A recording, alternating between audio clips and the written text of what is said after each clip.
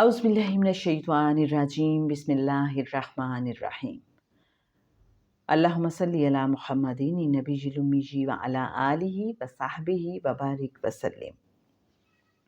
محترم خواتین و حضرات، السلام علیکم۔ مرشد کامل روحانی اسکالر جناب سید سرفراز احمد شاہ صاحب کی دل کی گہرائیوں سے نکلی روحانی گفتگو کے ساتھ آپ کی خدمت میں حاضر رخسانہ بشیر۔ کتاب ہے جی کہے فقیر، اس کے پیج 100 پر چلتے ہیں۔ ماہ رمضان کی اہمیت و فضیلت کے حوالے سے آج کل ہم جناب شاہ صاحب کی گفتگو آپ کے ساتھ شیئر کر رہے ہیں۔ کل کے ایپیسوڈ میں جیسے کہ ہم نے آپ کو بتایا تھا کہ ایام 20 کے روزوں کی کتنی زیادہ فضیلت ہے، ان کا کتنا اجر و ثواب ہے، اور ابتدا میں نبوت کے جو ابتدائی ایام تھے، ابتدائی دور تھا، اس میں 10 محرم کا روزہ فرض کیا گیا تھا، اور اس کے ساتھ ساتھ ایام 20 کے 3 روزے۔ اور اس کا ایک بیک گراؤنڈ جیسے کہ آپ جانتے ہیں کہ تھا کہ حضرت آدم علیہ السلام کی جو جلد تھی، چونکہ وہ جھلس گئی تھی جب انہیں جنت سے زمین پہ روانہ کیا گیا تھا، تو پھر حضرت جبرائیل علیہ السلام نے اس کا سلوشن یہ بتایا تھا کہ آپ اگر ایام 20 کے یعنی ہر قمری مہینے کی 13، 14 اور 15 تاریخ کو روزے رکھیں گے تو آپ کی یہ جو جھلسی ہوئی جلد ہے یہ ٹھیک ہو جائے گی۔ اور پھر یہی ہوا کہ جب انہوں نے 13 تاریخ کو روزہ رکھا تو ان کی جلد کی 1/3 جو 1/3 بلیکنس تھی وہ دور ہو گئی، اور جب 14 کا روزہ رکھا تو 2/3 جو تھا وہ ان کا بالکل ٹھیک ہو گیا، جسم جھلسا ہوا۔ اور جب 15 تاریخ کو روزہ رکھا تو ان کی ساری کی ساری جو جھلسی ہوئی جلد تھی وہ صاف شفاف ہو گئی، سرخ و سفید ہو گئی۔ اور پھر آپ جانتے ہیں کہ حضرت علی رضی اللہ تعالیٰ عنہ کو آقا صلی اللہ علیہ وآلہ وسلم کے ذریعے حضرت جبرائیل علیہ السلام نے جو بتائی تھی ایام 20 کے روزوں کی فضیلت، وہ یہ تھی کہ پہلا روزہ رکھنے سے 10,000 سال کے روزوں کے برابر ثواب ملتا ہے۔ مطلب کہ جب ہم ہر قمری مہینے کی 13 تاریخ کو روزہ رکھیں گے تو ہمیں 10,000 سال کے روزوں کے برابر ثواب ملے گا۔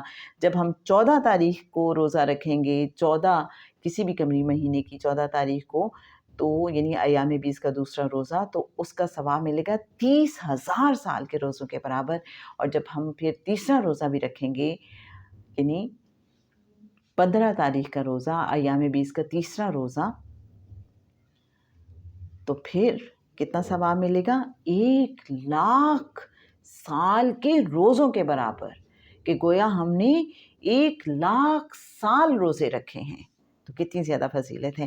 تو جناب نبوت کے ابتدائی ایام میں فرض ہونے والے یہ 3 روزے ماہ رمضان کے روزوں کی فرضیت کے بعد نفلی روزوں میں تبدیل ہو گئے۔ یہ ہمیں بتا رہے ہیں جناب سید سرفراز احمد شاہ صاحب، کتاب کہے فقیر کے پیج 100 پر۔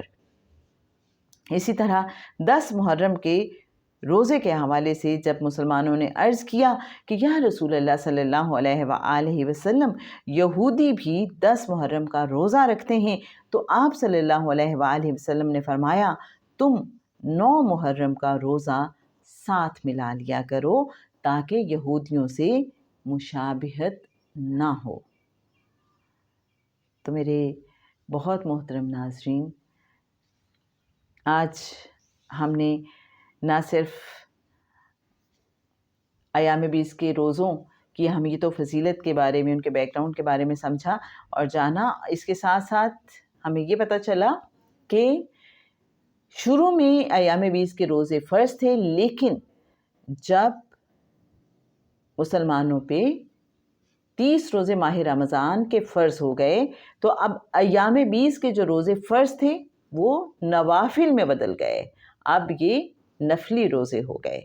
اور اسی طرح مسلمانوں کے لیے جو 10 محرم کا روزہ شروع میں فرض تھا، اب اوبویسلی وہ بھی نفل میں بدل گیا، اور اس کے بارے میں کریم آقا صلی اللہ علیہ وآلہ وسلم نے یہ تاکید فرمائی کہ صرف 10 محرم کا ہم روزہ نہ رکھیں تاکہ یہودیوں کے ساتھ مشابہت نہ ہو، کیونکہ وہ بھی 10 محرم کا روزہ رکھا کرتے تھے۔ تو 10 محرم کے ساتھ یا تو 9 محرم کا روزہ ملا لیں یا 11 محرم کا، تاکہ یہودیوں کے ساتھ مشابہت سے بچ جائیں۔ انشاءاللہ کل آپ کے ساتھ ہم شیئر کریں گے کہ کرسچینٹی میں کیا مسلمانوں کی طرح روزے فرض تھے اور کتنے روزے فرض تھے، اور پھر وہاں کیا ہوتا رہا۔ انشاءاللہ آپ کے ساتھ ڈیٹیل میں شیئر کریں گے، ہمارے ساتھ رہیے گا۔ رخسانہ بشیر آپ سے اجازت چاہتی ہے۔ السلام علیکم ورحمۃ اللہ وبرکاتہ۔